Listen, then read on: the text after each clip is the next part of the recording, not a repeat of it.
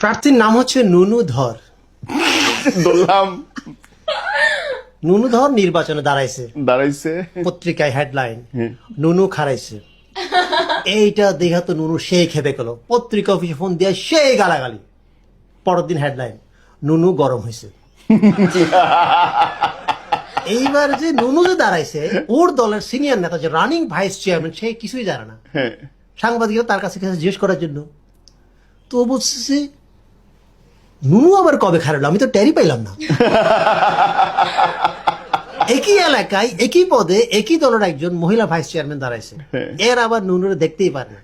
মহিলারা বিক্ষোভ মিছিল আই সেই করে মহিলারা আবার সাংবাদিকদের কাছে ওর বিরুদ্ধে অনেক কথা বলছে। পরের দিন হেডলাইন মহিলাদের সন্তুষ্ট করতে পারেনি নুনু। এই সাংবাদিক থেকে সাবধান। এইটা দেখে তো মহিলা কাছে খেপা খেপা। সাংবাদিকদের দেখেন এটা কি করলেন, দলের মধ্যে গ্রুপিং লাগাই দিলেন, তার সাথে তো আমার ব্যক্তিগত কোনো রেশারেশি নাই। না, হেডলাইন চেঞ্জ করেন। কি পরের দিন হেডলাইন নুনুতে সন্তুষ্ট মহিলা, মহিলা চেয়ারম্যান ভাই প্রার্থী নুনুতে সন্তুষ্ট। এখন দেখা গেছে কি এটা লিয়ে আরেক গেঞ্জাম লেগে গেছে। দেখা গেছে দুজনের মধ্যে তো গ্রুপিং চলতেছে, দলের থেকে একটা বড় নেতাকে পাঠানো হয়েছে এই ঝামেলা মিটমাট করার জন্য। যে আসছে তার নাম হচ্ছে কালীধর। কালীধর আবার নুনুরে দেখতেই পারে না, কারণ কালীধর একটা ফেসবুক পোস্টে নুনু কমেন্ট করছিল এত শুকনা পাশা লইয়া হাগেন কেমনে।